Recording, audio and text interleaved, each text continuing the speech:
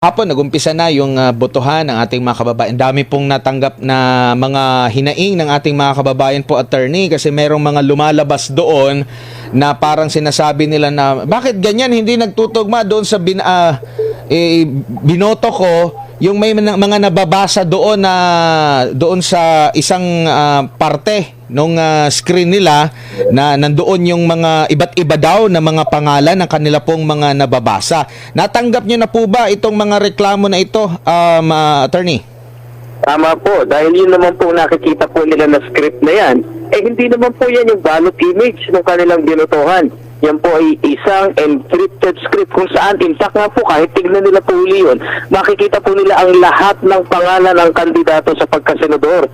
Ayun po ay hindi naman po nangangahulugan na yun po yung binoto nila, kundi isa po itong encoded at encrypted script na pagka ginamitan po ng ating verifier ay mahuhugot po yung balota nila. Unfortunately po, hindi pwedeng ipakita ng sistema yung kanilang binoto, yung image, dahil ito po yung magagamit sa vote buying. Wala po pinagkaiba yan kung saan yung resibo po natin sa ACM ay kailangan iwan sa presinto. Opo, kasi marami na pong nag-post. Kahapon pa nga, umaga, nakipag-ugnayan agad ako kay Chairman Garcia para at least magkaroon ng kalinawan, matulungan yung COMELEC sa pag-explain din nito sa ating mga kababayan. So ulitin lang po natin, ang nakalagay kasi doon sa screen po, sir, this is your ballot content. Kaya, tama po, parang na-conclude nila na, uy, saglit lang, hindi ko binoto to, ba't may pangalan dito? Pero yun pala, lahat ng mga pangalan ng kandidato ay andoon. Tama po kayo, dahil yun po ay isang encrypted at encoded script kung saan po, iyan po ay parang jumble na mga letters na hindi natin makikita, pero pag isinalang po yan sa election verifier, ay makikita po yung mismong binoto natin po. Ang isa pa sa parang nakakalito sa kanila din po, attorney, alam natin itong mga script na ito or code na ito, hindi po ito para sa mga talaga botante dahil hindi mo maintindihan. Siguro makakaintindi ito, yung mga IT expert talaga. Pero bakit po hindi ayon sa pagkasunod-sunod yung may mga pangalan pong lumilitaw po doon, sir? Yun po kasi yung purpose po talaga ng encryption, naka-encode po yan. Dahil kung pagsusunod-sunod rin po natin, wala rin po, makikita din natin yung kumbaga po yung ating sistema na yun pala, pagkakasunod-sunod, titignan mo lang pagkakaiba. Yan po talaga, jumbled po yan talaga. This because encrypted nga po, talagang halo-halo po sila. Opo. Pero pwede ba itong hindi na maipakita sa mga botante, sir? Kasi parang nagdadagdag lang sa kanilang parang kalituhan po. Hindi naman po, mas gusto po nating ipakita yan. Una, dahil yan po yung confirmation na nabasa at nasave yung kanilang balota. Kalawa, yung parehong script po na yan, ang equivalent ng QR code. Alam niyo po, kung kayo nag-testing po dun sa ating ACM, meron pong QR code yung resibo nyo. Kapag ka po in-scan nyo ng anumang gamit na cellphone yan, makikita niyo po, halos ganyan din po yung pangalan, pero naka-jumble siya at maraming mga letra at mga numero. Yan po yung purpose ng encryption. So, yan pong nakalagay, nakikita nila na halo-halong pangalan at letra dyan, yan ang direct equivalent po ng QR code na kapag ginamitan po natin ng election verifier, ay ma-retrieve po natin yung balota. Pag retrieve ng balota, anong purpose yun? Pwede natin i-print para sa random manual audit, i-print para sa manual tally, at higit sa lahat, pag-audit po natin, pwede pong gawin yan. Ang isa rin sa kanilang hinahanap ng mga botante sa overseas din po, attorney, is saan yung resibo? Paano ko malaman na yung akin pong binoto yun talaga? Pwede ko bang makita yung resibo, actual na resibo, or kung ano bang makikita sa screen, patunay na yun talaga yung pinili ko? Ayan po, isang naging malaking desisyon ng COMELEC. Ipapakita ba natin yung resibo sa ating mga kababayan na merong risk na makuhanan, kumuha ng screenshot o kaya gumamit ng ibang device? Ang problema po kasi dito, pwedeng magkaroon ng lansadera o scheme para ipakita yung vote buying. So ang naging desisyon po, hindi natin ipapakita yung actual na balota para kahit screenshot po nila, makikita nila yung script. Yung script na yan, i-capture po nila yan dahil kung kailangan mag-audit tayo, yan po dapat ang equivalent ng kanilang balota. So ito po yung parte ng auditability, and at the same time, pinananatili nating secure at labas dun sa magbabalak po na mag-vote buying. Safe ba natin sabihin, sir, na yung mga script or yung mga codes hindi intended para sa mga botante? Parang kumbaga i-disregard. Opo. intended din po para sa kanila yan dahil pwede po nilang makapture yan. Yung nga pong purpose no. Nang sa gayon, yan, pag yung capture mo na yan, yung script na yan, pag tinapat natin to sa actual na balota mo, makikita mo, mariretrieve yan, 1:1, parehong-pareho. Pero hindi nga po ganun kadali ma-decode. Ang purpose po niyan, encrypted nang hindi po makuha yung mismong balota para maipamigay gamit sa vote buying. So, kung ako ay botante po, paano ko po siya i-appreciate? I-copy-paste ko po ba? I-save ko po ba itong mga napakaraming... Pwede niyo pong gawin yan para nang sa gayon, meron po kayong hawak-hawak. Pag dumating po yung puntong tapos na yung botohan at kailangan na natin mag-audit, kailangan na mag-imprenta sa post ng mga papel, yan po yung patunay natin na yan po yung resibo ninyo. Opo, okay. At least malinaw po sa ating mga kababayan. So, hindi na ito siya mawawala po. Nandyan na talaga ito na makikita ng mga Yan po botante. yung sinasabi po namin na dapat yan ang nakita mo nang bumoto ka kahit bago magtapos yung sistema. Pag binalikan mo yan, yan pa rin ang makikita mo. Opo. Sir, doon sa 1.4 million na registered voter last week, nasa 47,000 mahigit pa lang ang nakapag pre-enroll. Ngayon po ba, kamusta po yung pre-enrollment natin? 1.24 million po yung ating registered overseas voter. Ang kanina pong alas 5 na madaling araw, nasa 55,000 na po ang ating enrollees. Meron po ba kayong plano, sir, na magkaroon ng malawakang pagpapaintindi ulit sa ating mga kababayan ukol nga po dito sa, kasi kalat na rin ito sa social media po at talagang marami tayong mga natatanggap na mga reports na nag-aalala sila. Ang sabi pa nga nila, i-stop muna ako sa pagboto dahil gusto ko talagang maliwanagan dito sa mga pangyayaring ito. Ay, hindi po tayo titigil. Una po sa lahat, papuri sa ating mga tauhan ng embahada at konsulata sa pamumuno ng mga consul general at mga ambassador. Sila po talaga yung nagli-lead ng efforts to reach out to the Filipino communities. Nagsiset up pa nga po sila ng website, mga web pages at kanilang mga social media pages. Ganon din po ang ating Office for Overseas Voting, kasama na ang departamento namin. Hindi po kami tumitigil sa paghihikayat, sa paggawa ng paraan para makapag-enroll ang ating mga kababayan. Mapawanin po yung kanilang mga kaba at yung aga-aga. Muna sa gayon, makaboto po sila ng payapa. Nabanggit niyo last time mayroong mga kiosk. Parang mas safe ba natin na, halimbawa, wala na ngayong face-to-face na buton, pero pwede pong pumunta yung mga overseas Filipinos natin sa mga embahada, konsulada, pwede sila doon magpa-register, humiram ng computer ba doon or laptop, doon sila magpa-register, pwede na rin sila doon bumoto para at least kung meron silang katanungan agad-agad, may makakatulong agad sa kanila po, attorney? Opo, mag-enroll po. Talagang sinadya po natin magsagawa ng kiosk sa bawat embahada at mga konsulada na kasali sa internet voting. Yung po talaga purpose nun. Yung mga sakali mahihirapan o masabihin na natin na hindi sanay, may gagamitin na silang gadget, may gumagabay pa sila. At pagkatapos nila mag-enroll, kung gusto nilang bumoto, pwede na po yun. Internet voting din po yun. Opo. At baka may gusto pa po kayong sabihin na hindi po namin na itanong na mahalagang malaman ng ating mga kababayan po. Sir, nasa inyo po yung pagkakataon.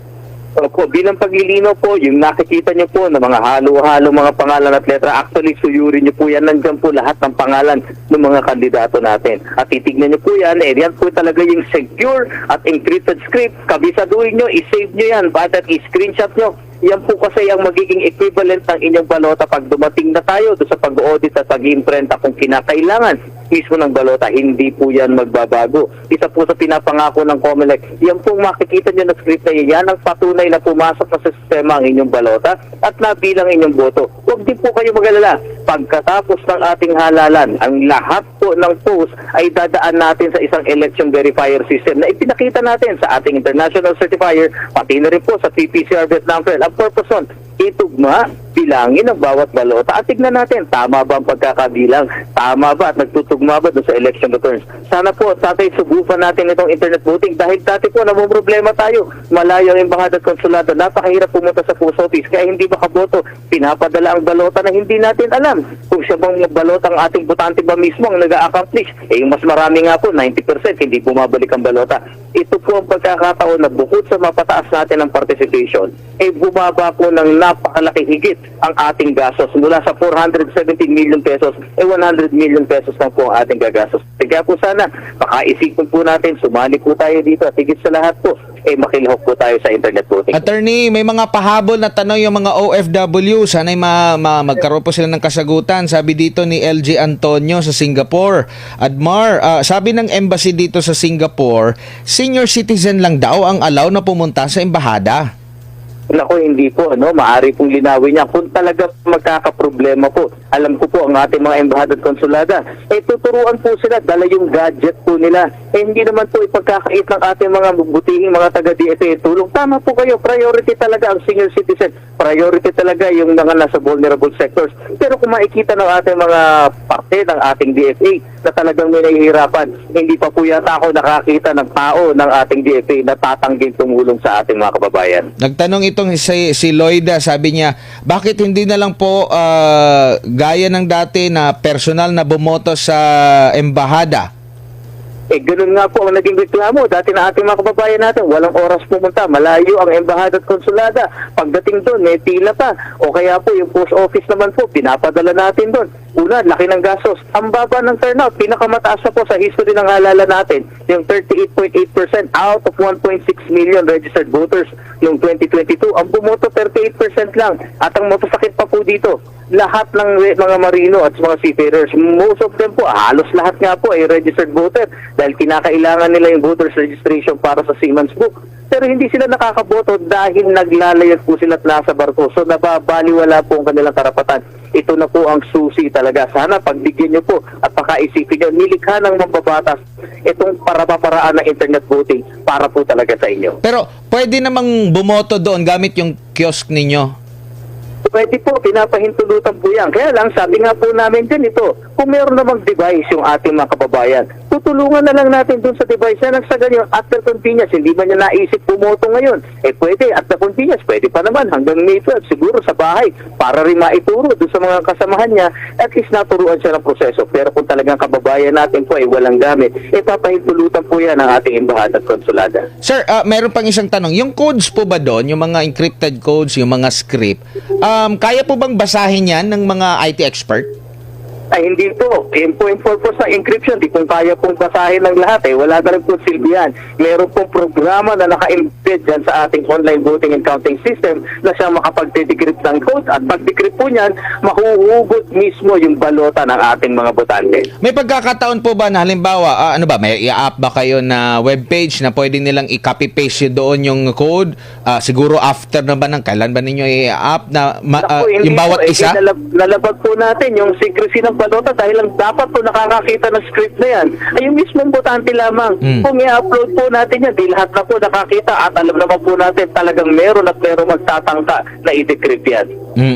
Kasi ano po na lang siguro masasabi ninyo sa ating mga kababayan na parang nawalan ng tiwala at sabi nila na hindi na lang ako boboto kasi nakikita ko na may dayaan.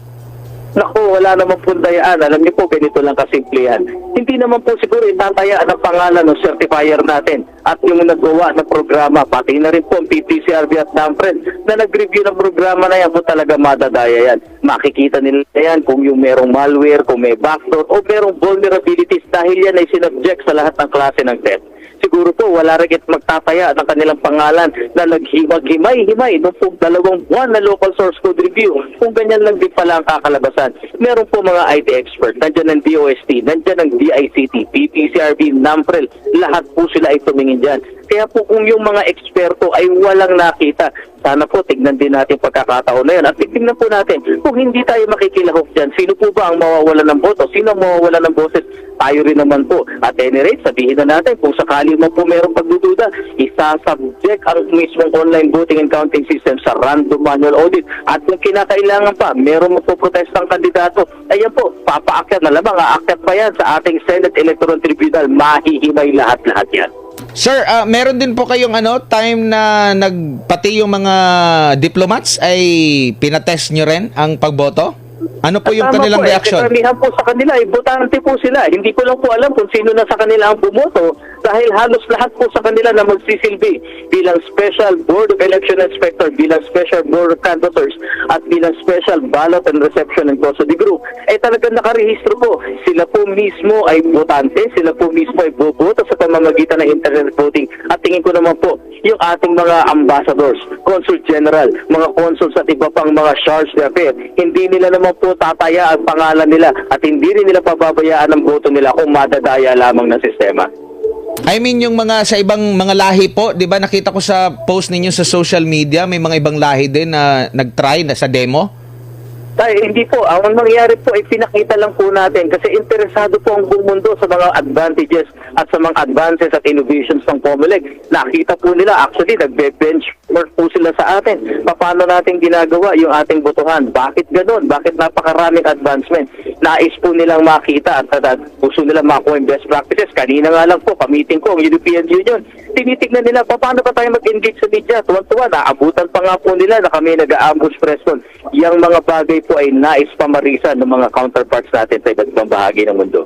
Opo, siguro bilang panghuli na lang sir, mensahe nyo sa ating mga kababayan ulit dito sa mga mayat maya, mayroon tayong natatanggap na mga hinaing po nila. Alam niyo po, siguro sa ating pagkakataong ito, bagamat sa paliwanag ng COMELEC, kung may pagdududa po kayo, alam niyo po, pwede tayo makipag-ugnayan sa PPCRB. Pwede tayong makipag-ugnayan sa NAMTREL, pati na rin po siguro sa DICT at sa DOST. Tanungin po natin yung mga eksperto. Dahil sabi ko nga po sa inyo, hindi nila itataya ang kanilang mga pangalan at reputasyon sa isang sistemang palyado. Lahat po ng linya ng programa ay dumaan sa source code review. Lahat po yan ay dumaan sa international certification. At tandaan niyo po, yung source code review, 2 buwan at kalahati po yan bago na i-deposito sa Bangko Sentral ang codes. Kaya po sana, boses po niya yan. Pagbigyan niyo po na masubukan natin ang internet voting dahil malay niyo po, yan na ang solusyon para makaboto tayo ng convenient at makasigurong mapataas ang bilang ng botante overseas. Maraming salamat, attorney, sa inyong